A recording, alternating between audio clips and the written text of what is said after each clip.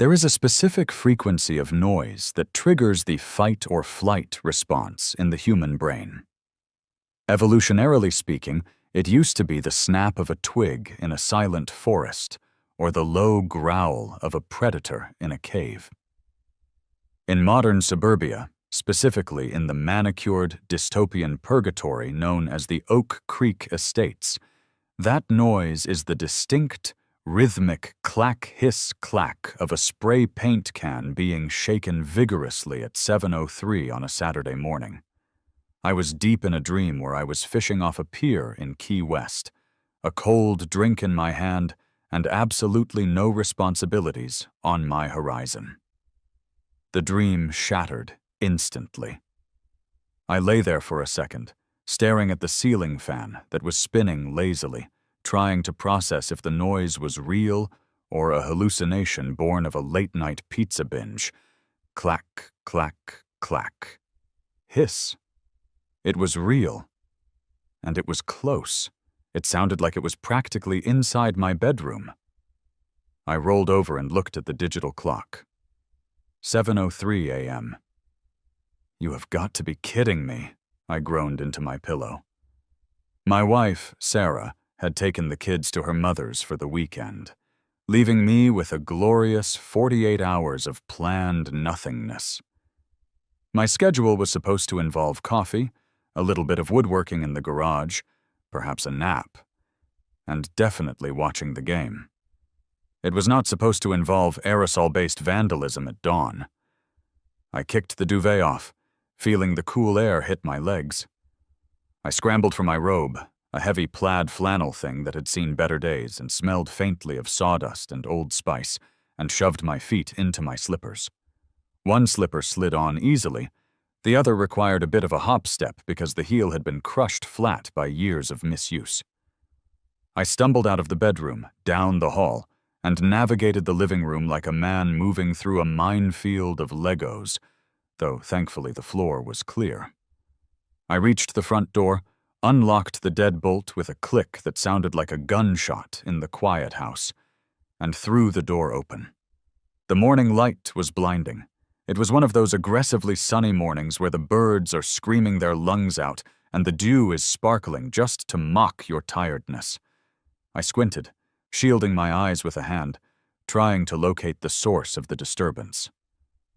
There, standing at the base of the old General, that's what I call the massive 150-year-old white oak that anchors my front lawn, was a man. He was wearing a neon yellow safety vest over a stained blue t-shirt, cargo pants that had more pockets than a SWAT team, and heavy work boots. He held a can of fluorescent orange spray paint in his right hand, and on the rough, ancient bark of the old General, right at eye level, was a fresh, dripping, jagged orange X. The sight of it hit me in the gut. That tree was the reason I bought this house. It was a monster of a tree, a titan of nature, with a trunk so wide I couldn't wrap my arms even halfway around it. Its canopy was a sprawling green umbrella that shaded the entire front of my property, keeping my cooling bills low and my blood pressure down.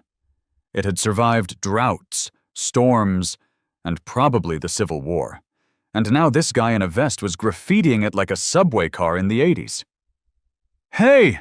I bellowed. My voice cracked, thick with sleep and rage. "Hey, what in the hell do you think you're doing?" The man jumped. He actually dropped the cap of the spray paint can. He spun around, eyes wide, looking like a raccoon caught rummaging through a trash can. "Whoa, easy there," he stammered, holding the can up defensively.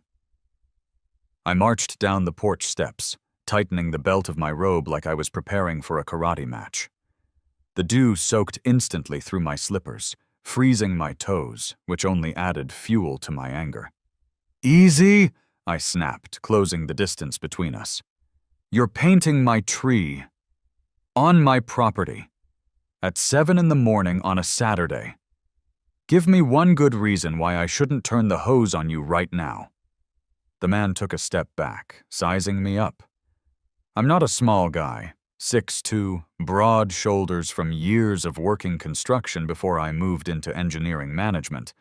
But in a bathrobe and soggy slippers, I probably didn't look like much of a threat. Still, I was angry, and anger carries a lot of weight.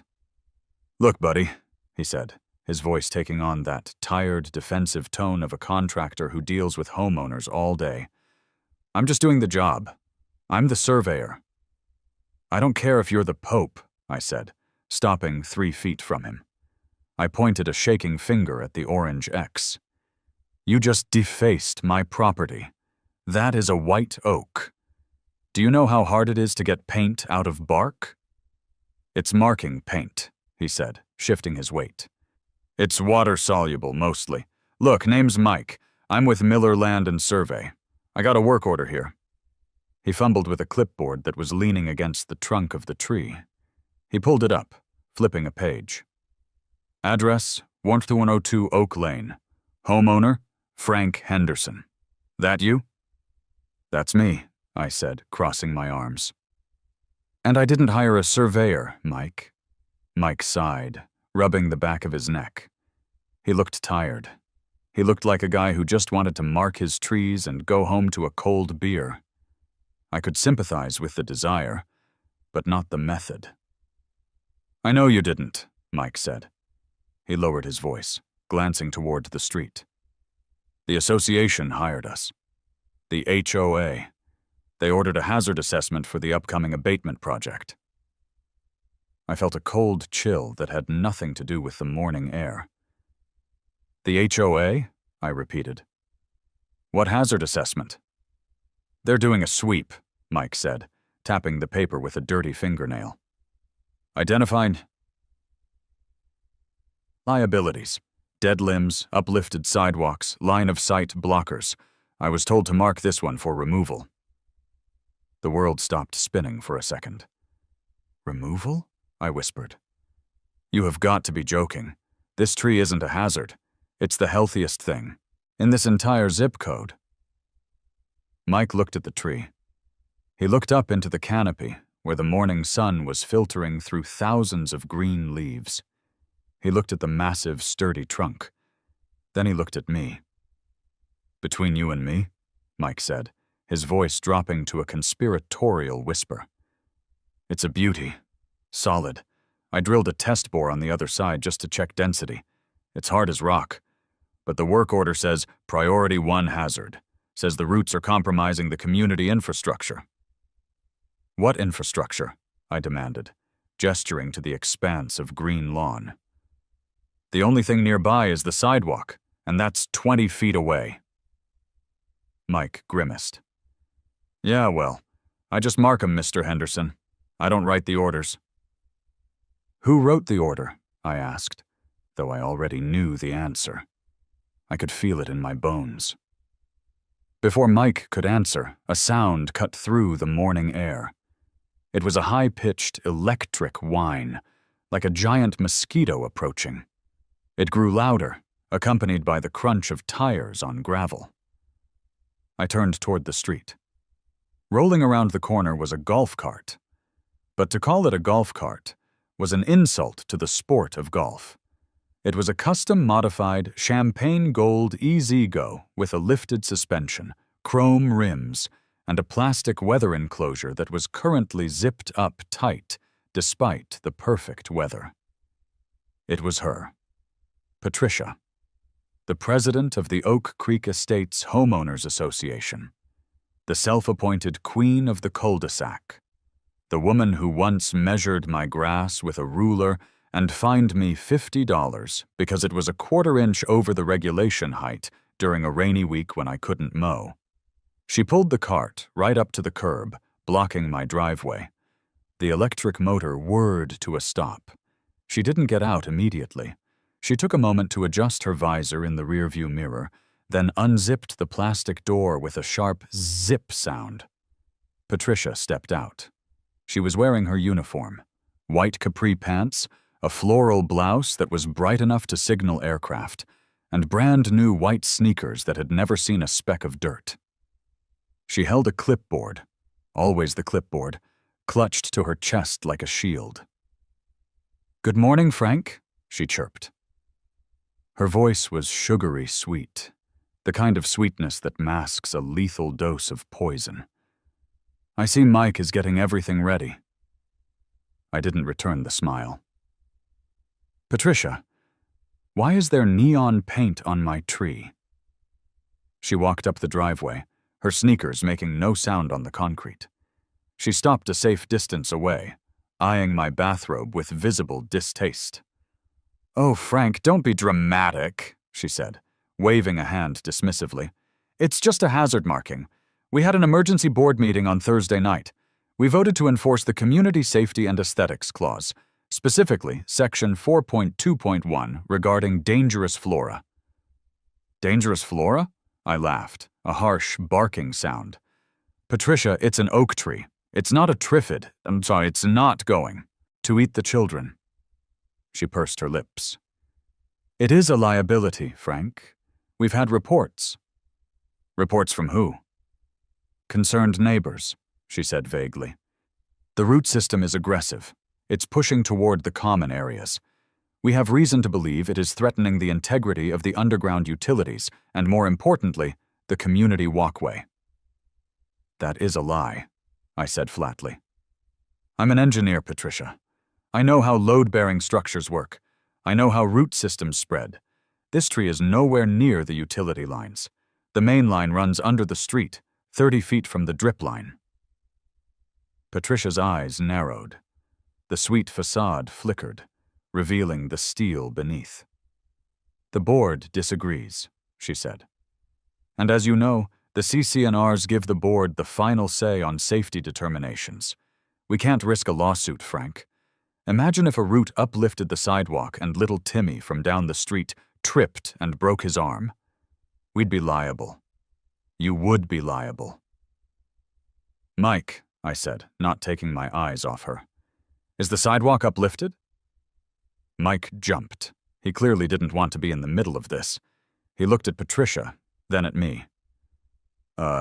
Mike stammered. "The concrete is currently level, yes. But what?" I pressed.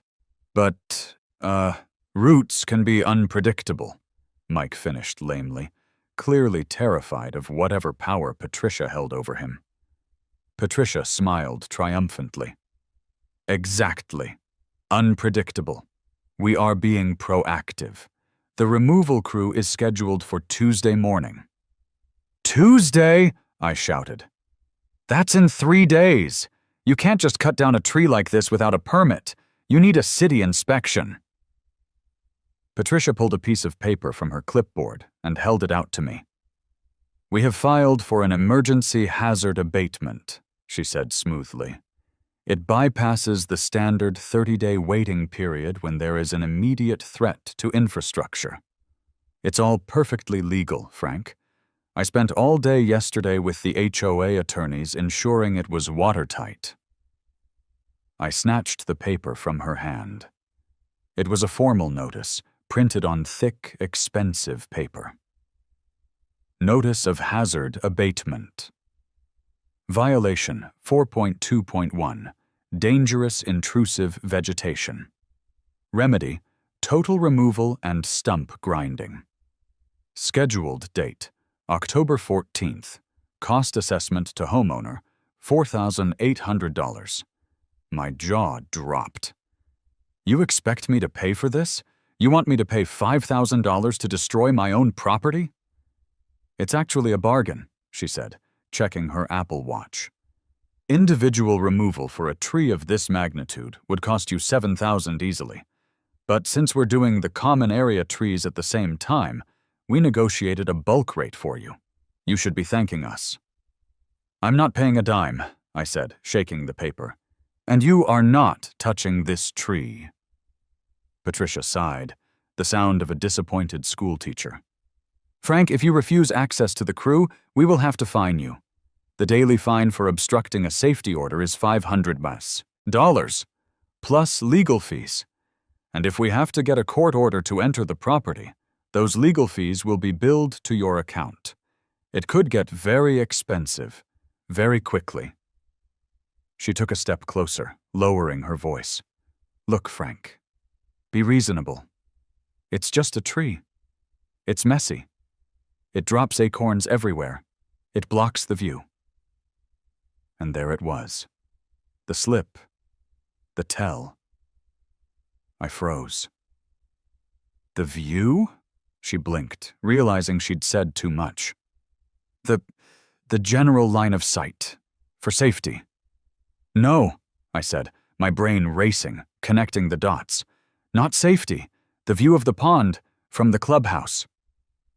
I looked past her, across the street to the community center. It was a modest brick building with a small pool. But for months, Patricia had been campaigning for an expansion. She wanted a wellness center. She wanted a massive outdoor patio with fire pits and a bar. I looked at the angle. If they built that patio extension where she wanted it. You want to extend the clubhouse patio, I said slowly. And my tree casts a shadow right where you want the sun deck. Patricia stiffened. Her posture became rigid. The clubhouse expansion is for the good of the community. Property values will skyrocket. You want a tanning deck? I accused. You're killing a 150-year-old living organism because you want to drink Pinot Grigio in the sun without a shadow falling on your face. It is a hazard, she snapped, her face flushing pink. And it is coming down Tuesday at 8:00 a.m. Make sure your truck is moved from the driveway, Frank. The crane needs access. If we have to tow your vehicle, that's another fee. She turned on her heel and marched back to her gold cart. She zipped the door shut, revved the little electric engine, and peeled away, leaving a cloud of self-righteousness in her wake. I stood there, clutching the notice, my knuckles white. I looked at Mike. Mike was carefully capping his spray paint. He looked miserable.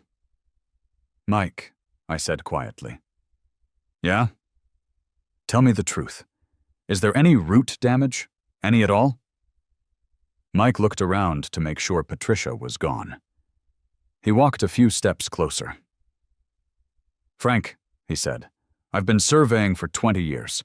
That tree is solid. The roots go deep, not wide. It's nowhere near the pipes. She made it clear that if we didn't find a hazard, our contract for the new patio wouldn't get approved. I knew it, I hissed. She's extorting you to falsify a report. I didn't falsify anything, Mike said quickly, raising his hands. I just marked it as a potential liability. That's subjective. It covers my ass.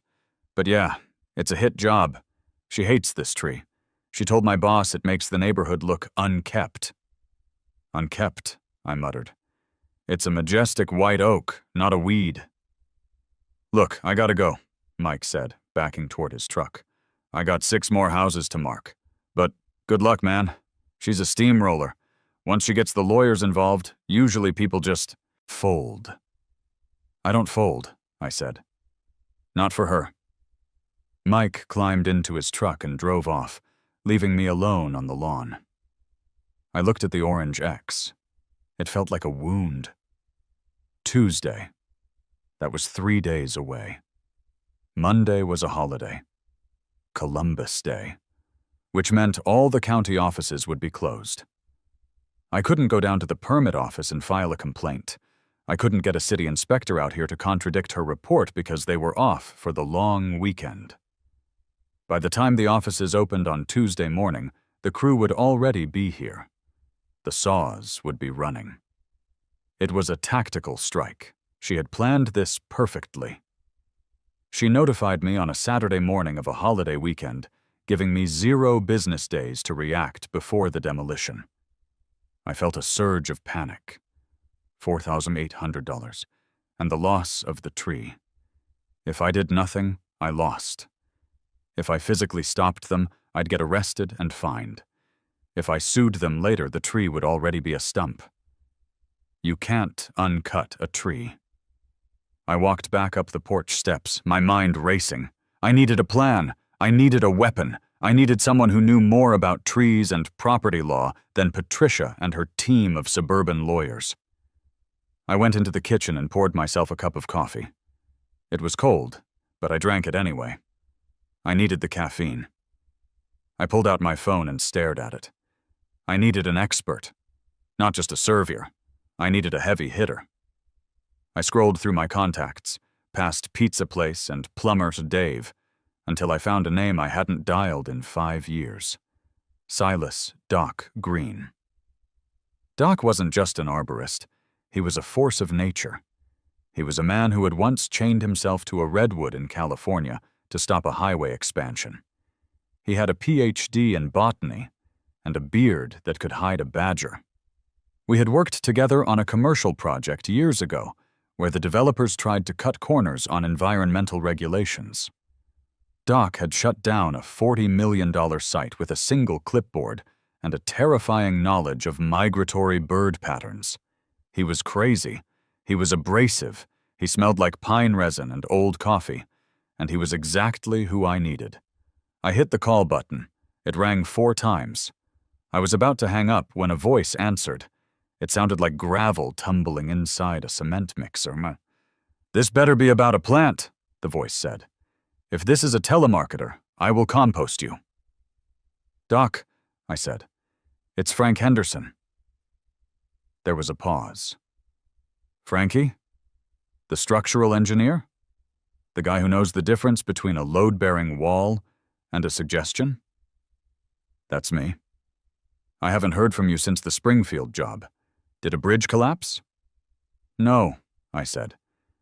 "But I have a situation, a crisis, and I need the Lorax." Doc chuckled, a deep, rumbling sound. "I'm listening. I have a white oak in my front yard, Quercus alba. It's got to be 150 years old, 50-inch diameter at least." "Ooh," Doc said, his tone shifting from annoyed to interested. "A grandfather oak, rare in the suburbs. What about it?" "My HOA president just tagged it for removal. She claims it's a hazard. She says the roots are a liability." "Is it?" "No. It's healthy. But she wants to build a patio for the clubhouse, and my tree is in the way. She's using an emergency abatement order to bypass the city permits. She's cutting it down Tuesday morning." Silence on the other end of the line. A heavy, dangerous silence. "Tuesday?" Doc asked. "That's aggressive? Bypassing the city arborist?" "Yes. And Monday is a holiday, so I can't get an injunction." "Frank," Doc said, and I could hear the sound of him standing up, keys jingling. "What's your address?" I told him. "I'm 40 minutes away. Put on a fresh pot of coffee, black. And Frank?" "Yeah? Don't let anyone touch that tree. If she comes back, tell her you've retained independent counsel of the botanical variety." "I will. I'm on my way. We're going to war." I hung up the phone and looked out the window. The orange X was glaring at me in the sunlight. "You picked the wrong tree, Patricia," I whispered. "And you definitely picked the wrong engineer." I went to my office, the spare bedroom where I kept my drafting table and my old code books, and started digging. I pulled out the original subdivision plat maps I'd saved from when I bought the house. I pulled out the county zoning laws. If she wanted to play the liability card, I was going to rewrite the deck. About 45 minutes later, a truck that looked like it had survived. The apocalypse roared into my driveway. It was a Ford F-350, lifted, dented, and covered in mud. The bed was full of ropes, climbing gear, and chainsaws. A bumper sticker on the back read, "My lawyer is a photosynthesizing organism." The door creaked open, and Doc Silas stepped out. He was 6'4", wearing flannel despite the heat, with a beard that reached his chest and sunglasses that hid his eyes. He carried a leather satchel and a metal probe that looked like a spear. He didn't wave. He didn't say hello. He walked straight to the tree, ignoring the sidewalk entirely. I watched from the porch as he approached the oak.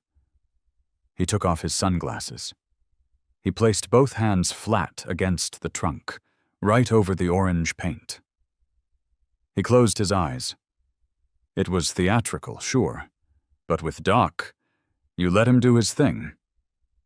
After a long minute, he opened his eyes and looked up into the canopy. He walked around the base, kicking the dirt, examining the root flare. He pulled out a tape measure and wrapped it around the trunk. He stared at the measurement. Then he looked at the house, then at the clubhouse across the street. He turned and marched up the driveway to where I was standing. "Frank," he said, his voice deadly serious. "Doc, what's the verdict?" "The verdict is that your HOA president is a criminal," Doc said. "This tree isn't just healthy, Frank. It's a specimen. Do you know what the growth rate of a white oak is in this soil density? Slow. Glacial. This tree was here when the ink was drying on the Constitution, or close to it. To cut this down for a patio?" He spat on the ground. "It's a sin. It's a botanical hate crime." "Can we stop her?" I asked. "Legally. She has the abatement order." Doc grinned. It was a terrifying expression, mostly teeth and beard. "The abatement order relies on the premise that the tree is a hazard. If we can prove it's not a hazard, the order is void. But that takes time. We'd have to go to court, get experts, fight the battle while the tree is already sawdust." My heart sank. "So we're screwed." "No," Doc said. He tapped the side of his head. "We don't fight the hazard label. That's a defensive move. We go on the offensive. We change the status of the tree entirely." "Change the status? To what?" "Frank, have you ever heard of the Heritage Tree Act?" "No." "It's a county ordinance, passed in the late 90s, mostly forgotten. It was designed to protect historic landmarks, but the wording is very specific. It protects any native tree over a certain diameter that provides significant ecological value or historic continuity." He gestured to the massive trunk. "This tree is 52 inches in diameter.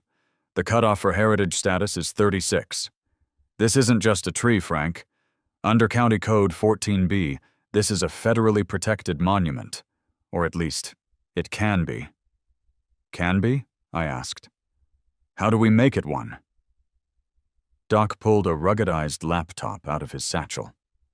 "I'm a certified master arborist with the state. I have login credentials for the county's environmental database. I can file an emergency designation request. The second I hit submit, the tree enters a pending protected status. It freezes all permits. It freezes all abatement orders. It creates a legal force field around this thing that not even the Supreme Court can penetrate without a hearing." "Do it," I said. "File it." Doc hesitated. "It costs $200 for the filing fee." "I'll write you a check right now." "And," Doc added, his eyes twinkling, "once it's a heritage tree, there are restrictions." "What kind of restrictions?" "Critical root zone restrictions. You can't build within a radius of the tree defined by its diameter. For this tree, that radius is about 75 feet. I looked at the clubhouse. 75 feet would cover the entire area where Patricia wanted to build her patio. It would make her project physically impossible." "Doc," I said, a slow smile spreading across my face, "that's not a restriction. That's the punchline." Doc laughed. He set his laptop on the hood of my truck and cracked his knuckles. "All right then, let's create a heritage site." Silas typed with 2 fingers, hunting and pecking like a bear trying to play a piano, but he moved with a terrifying speed. He hit the enter key with a force that made the ruggedized plastic of the QWOT laptop groan. A progress bar spun on the screen. Connecting to county server. Verifying credentials. I held my breath. A blue jay screamed from the branches of the oak tree, as if cheering us on. "Come on," Silas muttered into his beard. "Don't give me a timeout error now, you government piece of junk." The screen flashed green. Submission successful. File number 8839B generated. Status: pending review. Temporary protection active. Silas let out a breath that smelled of peppermint and stale tobacco. He turned the laptop around so I could see it. "Congratulations, Frank," he said, his grin widening. "You are now the custodian of a Class A protected habitat. As of 10 seconds ago, this tree has the same legal standing as a bald eagle's nest." I looked at the screen. It was beautiful. It was the digital equivalent of a riot shield. "So, what now?" I asked. "Do I print this out and tape it to her forehead?" Silas slammed the laptop shut and slid it back into his satchel. "Absolutely not." "Why not? If I show her this, she has to stop." Frank, Silas said, shaking his head like I was a disappointed parent. "Think about the objective here. If you show her this now, what happens? She huffs, she puffs, she cancels the crew. She loses nothing but a little bit of pride. She goes back to the drawing board and tries to find another way to make your life miserable." He walked over to the tree and patted the bark affectionately. "But," he continued, "if you wait, if you let her mobilize the crew on Tuesday morning, if you let the heavy machinery roll onto the pavement, then she incurs cost. Mobilization fees, cancellation fees, breach of contract penalties." I felt a wicked smile tugging at the corners of my mouth. Malicious compliance. Exactly. Plus, Silas added, pointing across the street to the clubhouse, "Didn't you say she's rushing this? Bypassing the permit process?" "Yeah. Monday is a holiday. She wants it down before the city opens on Tuesday. That means she's likely paid a premium for the crew, holiday rates, emergency rush fees, and she's probably put down a deposit on the construction materials for that patio, banking on the fact that the space will be clear by Tuesday afternoon." He leaned in close, his voice dropping to a whisper. "Let her dig the hole, Frank. Let her jump in with both feet. Only when she gives the order to cut, only when the crime is in progress, do you play the card. That way, she's not just wrong, she's liable."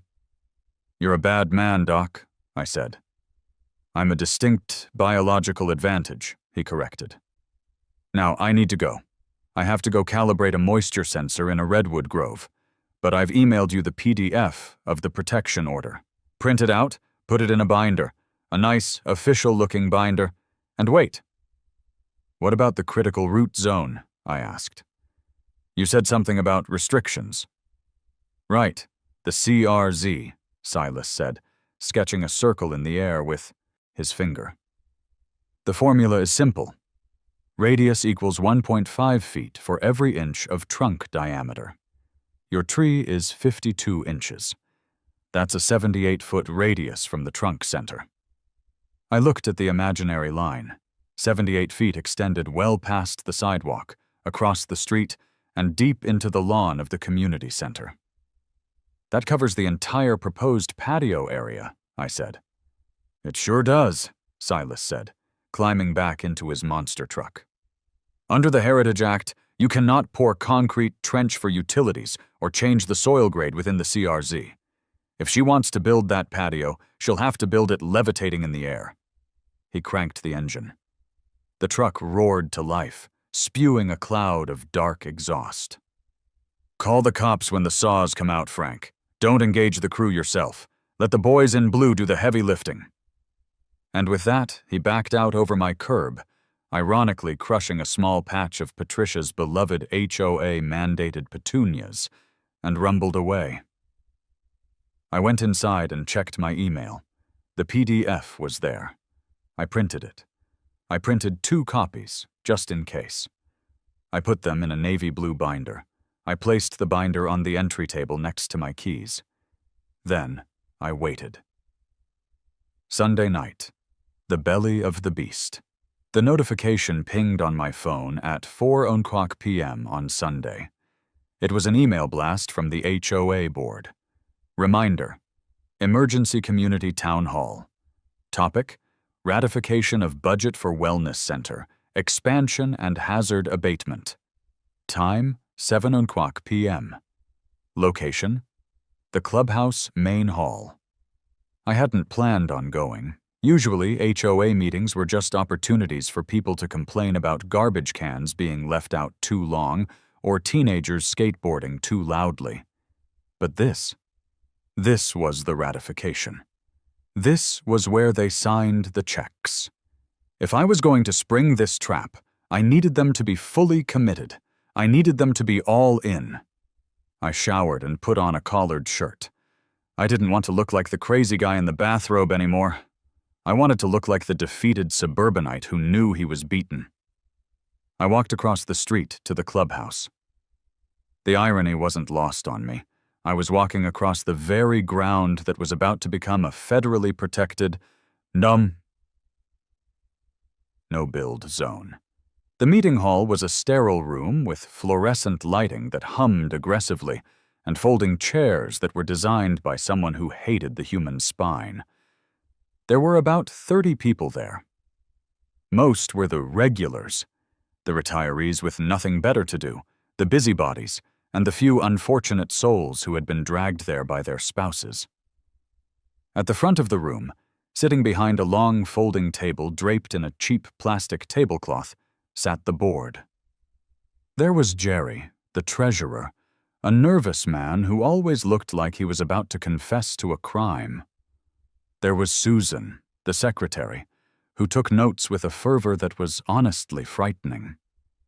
And in the center, sitting on a slightly higher chair than everyone else, was Patricia. She was wearing a headset microphone, even though the room was small enough that a whisper would carry. She looked victorious. She looked like Caesar returning to Rome.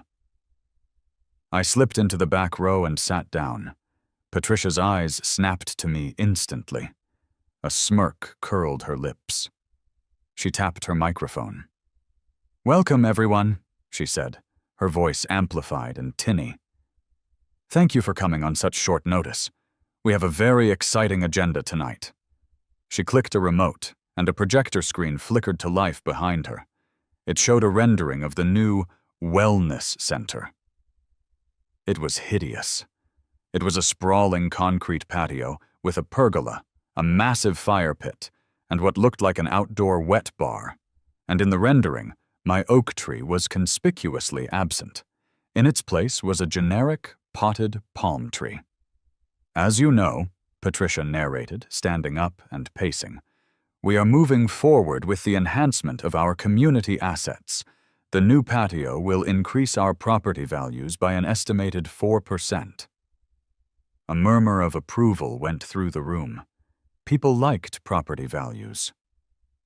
"However," she continued, her eyes drifting back to me, "to achieve this vision, and to ensure the safety of our residents, we must deal with certain obstacles, specifically the hazardous vegetation on Lot 402. Heads turned. 30 pairs of eyes looked at me. I slumped in my chair, staring at my shoes. I tried to radiate defeat. "We have fast-tracked the removal," Patricia said, clicking to the next slide. It was a spreadsheet. "We are using the Emergency Reserve Fund to pay for the abatement crew and to put the down payment on the construction materials. Because Monday is a holiday, we have to secure the contractors tonight to ensure work begins Tuesday morning." She looked at Jerry, the treasurer.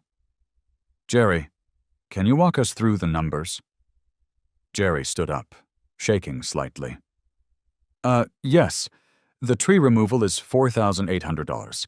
which we will initially cover and then, bill to the homeowner." He coughed. "The deposit for the patio concrete and stonework is $15,000. It is non-refundable because we are asking for a rush order." $15,000. Non-refundable. My heart did a little flip. It was perfect. "I have a question," I said, raising my hand slowly. Patricia rolled her eyes. "Yes, Frank, please keep it brief. We have a lot to get through." I stood up. I kept my voice low, trembling just a little. "Patricia, are you sure about this? 15,000 is a lot of money. What if there's a delay? What if the tree can't be cut on Tuesday?" Patricia laughed. It was a cold, sharp sound. "Frank, we have the abatement order. We have the crew booked. There will be no delays unless you plan on chaining yourself to the trunk, in which case we will have the police remove you." "I'm not going to chain myself to anything," I said softly. I checked the bylaws. If the project is cancelled, doesn't that money come out of the general fund? The neighbor's money? "The project will not be cancelled," Patricia snapped. "Stop trying to scare people, Frank. You lost. The board voted. It's done." She turned to the room, spreading her arms. "I need a motion to ratify the immediate release of funds, $19,800 total. This locks in our contractors for Tuesday." "Motion to approve," said a man in the front row. Billings, Patricia's sycophant neighbor. "Second," said Susan. "All in favor?" Patricia asked. A sea of hands went up. "Opposed?" I raised my hand. I was the only one. "The motion carries." Patricia slammed a gavel down. It looked like a toy gavel, but she used it with the force of a judge. "Jerry, cut the checks tonight. I want those contractors paid and locked in." She looked at me one last time, her eyes gleaming with triumph. "Frank, please ensure your driveway is clear by 7:30 a.m. Tuesday. We wouldn't want to tow you." "I understand," I said. "I'll be ready." I walked out of the meeting. As soon as the door closed behind me and the cool night air hit my face, I dropped the act. I walked home with a bounce in my step. She had just signed a check for 20 grand of the community's money for a project that was legally impossible. She had tied the anchor around her own neck. Now, all I had to do was wait for her to jump off the boat. Monday. The long wait. Monday was a blur of nervous energy. It was Columbus Day, so the world was quiet. No mail, no banks, no government offices. I spent the day doing prep work. First, I moved my truck. Not out of the driveway, but deeper into it, parking it parallel to the house so it was technically clear of the work zone, but still ominously present. Then, I set up the cameras. I had a Ring doorbell, but I wanted better angles. I mounted a GoPro in the window of the upstairs guest room, pointing directly at the tree. I mounted another one inside the front living room window. If this was going to happen, I wanted it in 4K. Around noon, my neighbor Bill, the nice one, came over. He looked worried. "Frank," he said, leaning over the fence while I was pretending to weed the garden. "I was at the meeting last night. You really gonna let them take the old general?" "Doesn't look like I have a choice, Bill," I said, staying in character. "They voted." "It's a damn shame," Bill spat. "That patio's going to be noisy and ugly. I like the tree." "Me too, Bill. Me too." "If you want—" Bill hesitated, looking around to make sure the HOA spies weren't listening. "I have a cousin, a lawyer. He says maybe you could file a cease and desist." "Monday's a holiday, Bill. Courts are closed." Bill kicked the dirt. "Yeah, she knew that. She planned it." "She sure did." "Well," Bill sighed, I'm gonna go to work tomorrow early. I can't watch them cut it. Actually, Bill, I said, standing up and wiping dirt from my hands. You might want to call in sick tomorrow. Grab a lawn chair. It might be educational. Bill squinted at me. He saw the glint in my eye. He didn't ask questions. He just nodded slowly. Right. Educational. I'll tell the wife to make popcorn. Tuesday morning. The invasion, 6:30 a.m. The sun wasn't even fully up yet when the noise started. It began as a low rumble, vibrating the coffee in my mug. I was sitting at the kitchen table, fully dressed. Jeans, work boots, flannel shirt. My binder was on the table in front of me. My phone was fully charged. I walked to the window. It was impressive. I had to give them that. Patricia wasn't messing around. A massive flatbed truck was backing down the street, carrying a yellow bucket loader. Behind it was a chipper truck, a terrifying machine designed to turn solid oak into mulch in seconds. 2 pickup trucks flanked the heavy machinery, and leading the parade, like a golden chariot of doom, was the golf cart. Patricia was already there. She was wearing a high-vis vest over her floral blouse today, presumably to look official. She held a walkie-talkie in one hand and her clipboard in the other. She was directing the trucks like an air traffic controller who had had too much espresso. I watched them set up. The crew hopped out. They were rough-looking guys, smoking cigarettes and adjusting their harnesses. They started pulling orange cones off the truck, blocking off the street in front of my house. Okay, I whispered to myself. Let them set up. Let the billable hours start ticking. 7 a.m. The doorbell rang. It was an aggressive ring. Ding-dong, ding-dong. I picked up the binder. I checked the GoPro feed on my phone to make sure it was recording. I took a deep breath. I opened the door. Standing there was a man who looked like he was carved out of granite. He was huge. He had a scar running down his cheek and forearms that were thicker than my thighs.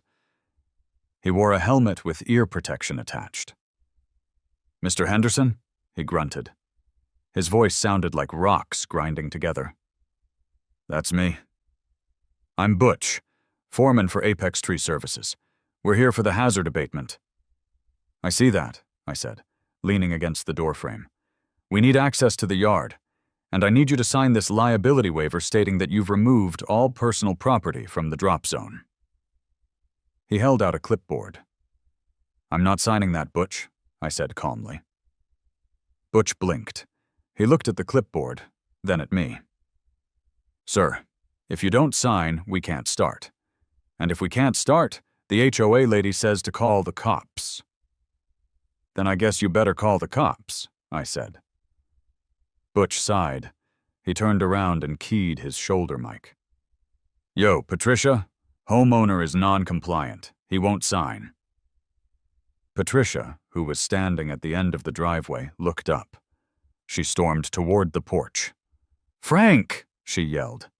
"Stop this nonsense immediately! You are obstructing a contracted safety operation." "I'm not obstructing anything," I said. "I'm just refusing to sign a waiver for a job I didn't authorize." "We authorized it!" she shrieked. "The board! We ratified the budget last night. We paid the deposit. This is happening." She turned to Butch. "Cut it anyway. You have the right of entry under the CC&Rs. If he interferes, I will have him arrested." Butch looked uneasy. "Lady, I don't like cutting without a signature. If a branch falls on his roof..." "The HOA indemnifies you," Patricia shouted. "Just get the saw." Butch shrugged. "All right.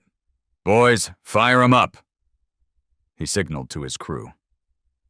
One of the guys on the ground yanked the cord on a massive steel chainsaw. Roar! The sound ripped through the morning air. It was a violent, mechanical scream. My heart hammered in my chest. This was it. The point of no return. I pulled my phone out of my pocket and dialed 911.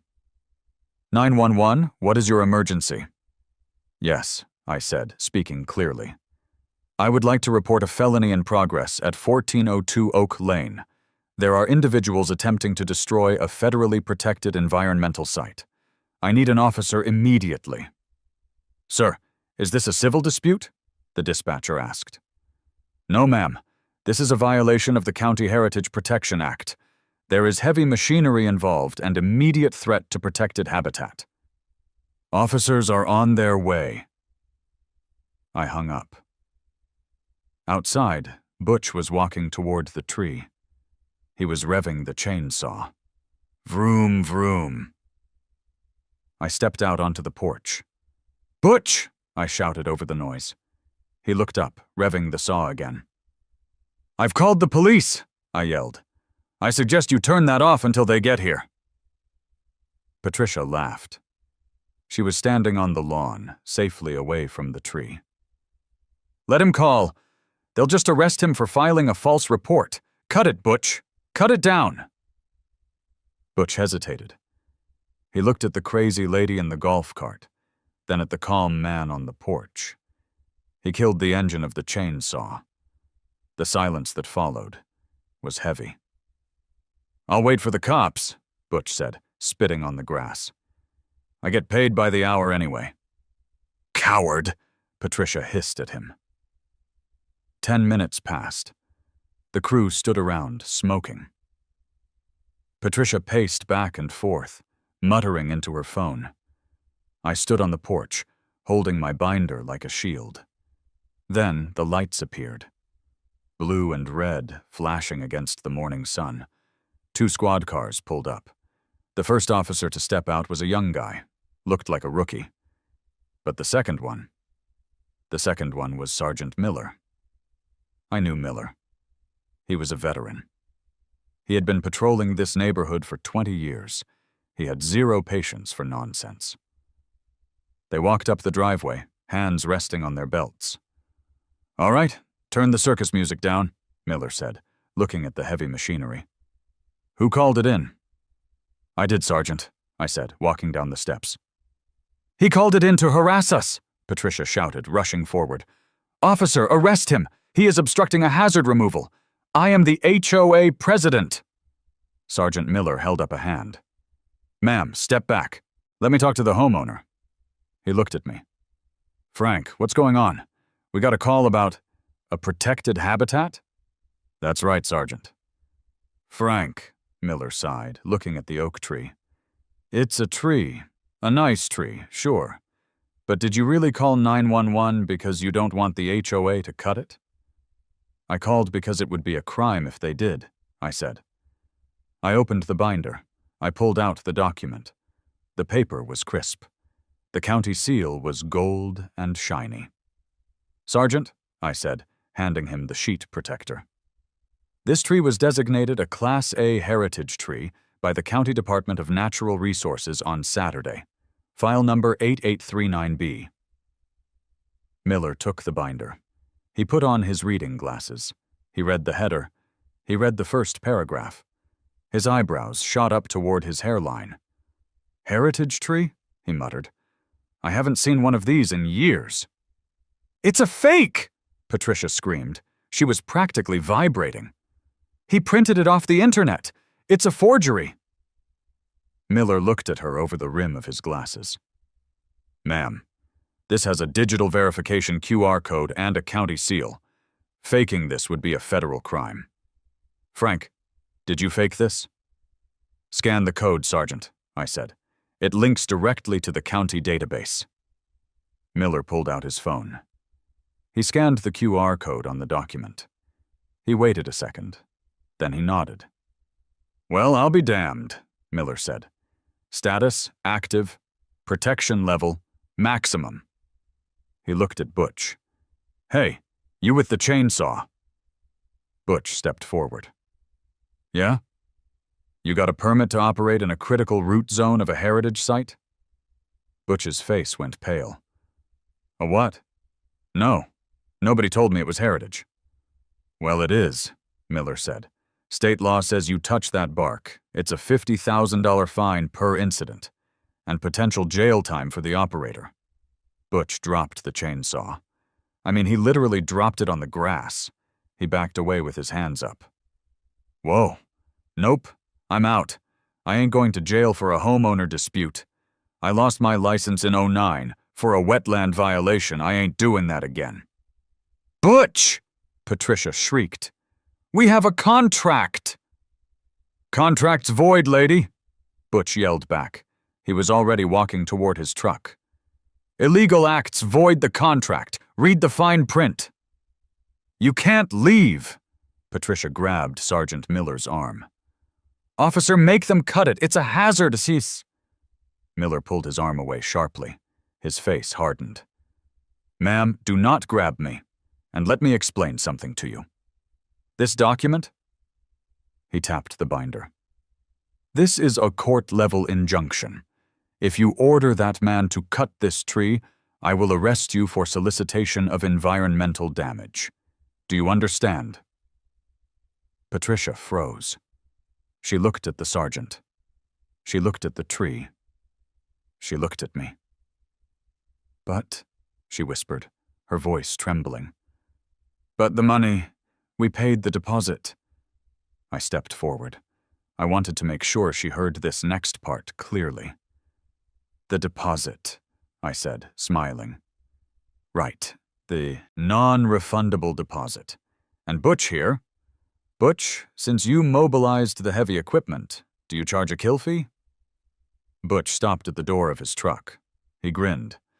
Standard industry practice. If the site is legally inaccessible upon arrival, client owes 50% of the total job cost for wasted time, plus the mobilization fee. So, I calculated loud enough for the neighbors, who were now gathering on their porches, to hear. That's $2,400 to the tree crew, plus the $15,000 non-refundable deposit for the patio materials. That you can't build. Why can't I build it? Patricia whispered. Sergeant, I said, could you read the section on the critical root zone? Miller flipped the page. Section 4. Restrictions. No permanent structures, foundations, or soil compaction within a radius of 1.5 feet per inch of diameter. For a tree this size, that's about 75 feet.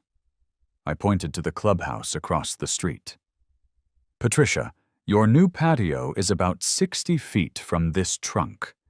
You can't pour concrete there. You can't even park your golf cart there. Patricia looked at the clubhouse. She looked at the invisible line that now destroyed her legacy project.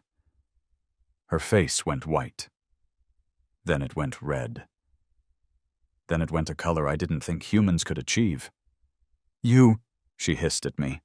You knew! You let us vote! You let us sign the checks! I tried to tell you, I said, widening my eyes innocently. At the meeting, I asked if the deposit was refundable. You told me to stop trying to scare people. The neighbors were laughing now. Bill was actually eating popcorn on his porch. Butch's trucks roared to life. They began to back out, taking their chainsaws and their massive wood chipper with them. Sergeant Miller handed me back the binder. Mr. Henderson, keep this accessible. And maybe put up a sign. I will, Sergeant. Thank you. Patricia stood alone in the driveway. The queen of the estates had just blown nearly $20,000 of the association's money on a phantom project. Frank, she said, her voice shaking with rage. This isn't over. Oh, I think it is, Patricia, I said. But hey, look on the bright side. You saved the neighborhood from a very dangerous tree. It's now the safest tree in the county. She let out a scream of frustration that sent a flock of sparrows scattering from the branches of the old general. She stomped to her golf cart, slammed it into reverse, and sped off. I stood under the shade of my heritage oak, took a deep breath of the gasoline-tinged air, and smiled. But I knew Patricia. She wasn't done. She was wounded, and a wounded animal bites. I had won the battle, but the war for the HOA was just beginning. The silence that followed the departure of the heavy machinery was the sweetest sound I had ever heard. It wasn't just the absence of noise. It was the presence of victory. The birds returned to the oak tree almost immediately, chirping with a smugness that suggested they knew exactly what had just happened. Bill, my neighbor from the left, wandered over to the fence line. He was holding a half-eaten bowl of popcorn and looking at me with a mixture of awe and terror. "Frank," Bill said, shaking his head, "I have lived next to you for 8 years. I thought you were just a guy who liked woodworking and quiet Sundays. I didn't know you were dangerous." "I'm not dangerous, Bill," I said, leaning against the rough bark of the heritage tree. "I'm just litigious. There's a difference." "You cost the HOA 20 grand in about 10 minutes, Bill noted. Patricia looked like she was going to have a stroke. "She might," I said, "especially when she reads the fine print on the patio contract." But as satisfying as that Tuesday morning was, I knew the beast wasn't dead. You don't take down a tyrant like Patricia with one skirmish. You have to wait for the fallout. You have to wait for the bill to come due. And in an HOA, the bill always comes due. It took exactly 3 days. On Friday afternoon, the mailman delivered a white envelope to every house in the Oak Creek estates. It was marked, "Urgent, Official HOA Correspondence." I opened mine at the kitchen counter. Notice of Special Assessment. To all homeowners, due to unforeseen vendor cancellations and emergency legal consultations regarding the suspended Wellness Center project, the association is facing a budgetary shortfall for Q4. Pursuant to Bylaw 7.3, the board has voted to levy a special assessment to cover these costs. Amount due, $650,000 per household. Deadline, October 30th. I stared at the paper.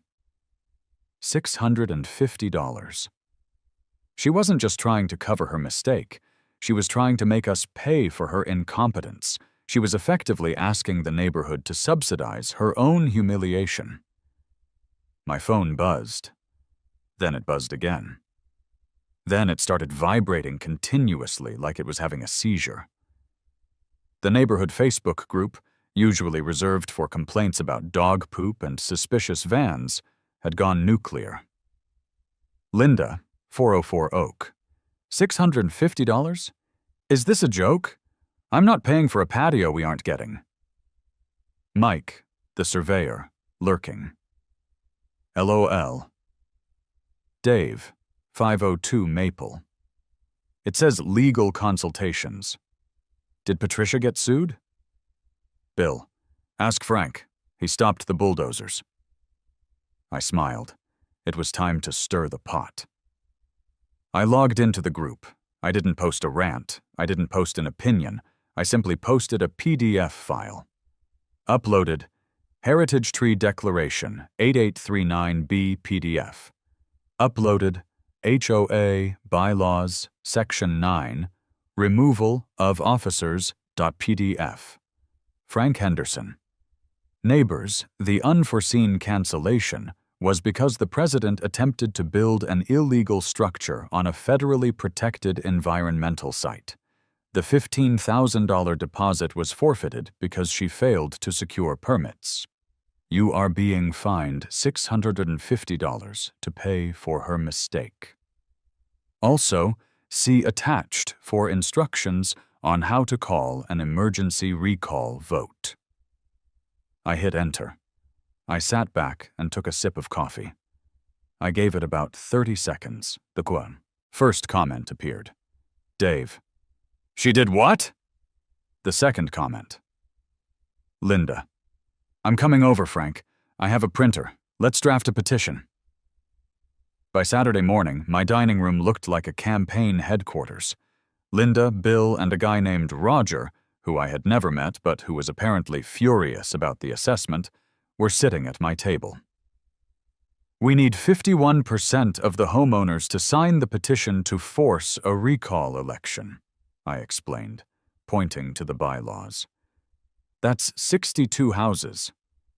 I can get the moms, Linda said, her eyes steel hard. Patricia banned sidewalk chalk last year. The moms have been waiting for this. I'll take the retirees, Roger grunted. She towed old Mr. Henderson's Buick, no relation to you, Frank, because it had a flat tire. They hate her. What about the legal stuff? Bill asked. Won't she try to stop the vote? She can try, I said. But I have something else up my sleeve. I pulled out a letter I had received that morning. It wasn't from the HOA, it was from the construction firm, Hardscape Masters LLC, the company that was supposed to build the patio. Mr. Henderson, we understand you are the owner of the heritage site blocking the Wellness Center project. We are currently preparing a lawsuit against the Oak Creek HOA for breach of contract and fraudulent misrepresentation. Patricia claimed she had clear title and permits. We are seeking the full contract value of $120,000. She didn't just lose the deposit, I told the group, waving the letter. She exposed the association to a $100,000 lawsuit. If we don't remove her, our dues aren't going up by $650. They're going up by thousands. The color drained from Roger's face. Okay, give me the clipboard. I'm going door to door. We got the signatures in 48 hours. We didn't just get 51%. We got 85%. It turns out, when you threaten people's bank accounts, they become very civic-minded. On Monday night, we marched to the Clubhouse. It wasn't a scheduled meeting. We used the emergency member intervention clause. We walked into the monthly board workshop, where Patricia and her cronies were trying to figure out how to spin the disaster, and slapped a stack of papers on the table. There were 50 of us. The room was packed. People were standing in the hallway. Patricia looked up from her notes. She looked tired. Her hair wasn't as perfect as usual. The stress of the heritage incident was showing. "What is this?" she demanded, standing up. "This is a closed session, Frank. You can't just barge in here with a mob." "It's not a mob, Patricia," I said, my voice calm and projecting to the back of the room. "It's a quorum." I pointed to the stack of papers. "That is a petition signed by 85% of the homeowners in Oak Creek Estates. We are calling for an immediate vote of no confidence and the removal of the president and treasurer for gross fiscal mismanagement." Jerry, the treasurer, squeaked. "Me? Why me?" "Because you signed the check, Jerry," I said. "You signed a $15,000 check for a project that had no permits on a holiday weekend without checking the site survey." "I was following orders," Jerry stammered. "And I," Patricia shouted, slamming her hand on the table, "was improving this community. You ungrateful people, I have worked tirelessly for 6 years. I monitored the trash cans. I measured the grass. I kept your property values up." "You tried to cut down a heritage tree," Linda yelled from the back. "And now you want us to pay for it." "That tree is a menace," Patricia shrieked, losing her composure entirely. "It is a blight, and that designation is a trick, a loophole." "It's the law," I said. "And because of your little improvement project, we are now facing a lawsuit from Hardscape Masters. Did you tell the community about that, Patricia? Did you tell them that we might be on the hook for $100,000? The room gasped. Patricia went pale. She hadn't told them. We are handling that," she stammered. "The HOA lawyers work for us," I cut her off. "Not you. And we are firing you." I turned to the room. "All in favor of removing Patricia from the board, effective immediately?" "Aye!" The sound was deafening. It shook the cheap acoustic tiles of the clubhouse ceiling. "All opposed?" Silence. Even Jerry didn't raise his hand. He was too busy trying to sink into his chair and disappear. The motion carries, I said. Patricia, please hand over the keys to the clubhouse and the credit card, and the golf cart. Patricia stood there for a long moment. Her empire had crumbled. The tyrant had fallen. She slowly reached into her purse. She slammed the keys on the table. Fine, she hissed. Take it. You deserve each other. But mark my words, Frank. Without me, this place will fall apart. The weeds will grow. The bins will be left out. It will be anarchy. We'll take our chances, I said. She grabbed her purse and stormed out the side door. She had to walk home, because I had just confiscated the golf cart. The transition was surprisingly smooth. Linda was elected interim president. Her first act was to cancel the special assessment. We settled with the construction company. Once we explained that the previous president had gone rogue and was removed, they agreed to drop the lawsuit in exchange for keeping the deposit. We lost the $15,000, but we saved the $120,000. It hurt, but it was a tuition fee for a valuable lesson. Never let a Karen run the checkbook. But the best part came on a Saturday morning, exactly 3 weeks after the day of the chainsaws. I was sitting on my porch, drinking coffee. The orange X on the tree was fading, scrubbing away by the rain. A familiar battered Ford F-350 rumbled up the driveway. Doc Silas hopped out. He was carrying a drill and a beautiful, heavy bronze plaque. "Morning, Frank," Doc boomed. "Ready to make it. Official?" "Born ready, Doc." We walked over to the tree. Silas found a spot on the trunk, facing the street, right at eye level. He used special screws that wouldn't harm the cambium layer. He mounted the plaque. He polished it with his sleeve. It read, Heritage Site, number 8839B. Specimen, Quercus alba, white oak. Estimated age, 165 years protected. Habitat. Any damage to this tree or its critical root zone is punishable by federal law. "It's beautiful," I said. "It's armor," Silas corrected. "Now, about that critical root zone." He pulled out a can of spray paint, green this time. "I need to mark the official boundary for the county records." He walked 78 feet from the trunk. He sprayed a small green dot on the sidewalk. Then he walked across the street. He sprayed a green dot right in the middle of the clubhouse parking lot. "You know," Silas said, scratching his beard, "technically that parking space is illegal now. Soil compaction." I looked at the parking space. It was the one marked reserved for HOA president. "Doc," I said, grinning, "is there a mechanism to restore the soil density? Maybe jackhammer up the asphalt and plant some wildflowers?" Silas's eyes twinkled. "For the health of the tree? It's practically mandatory." The neighborhood is quieter now. We instituted a new rule at the HOA. No board member serves more than 2 years, and any expense over $500 requires a community vote. The clubhouse patio never got built.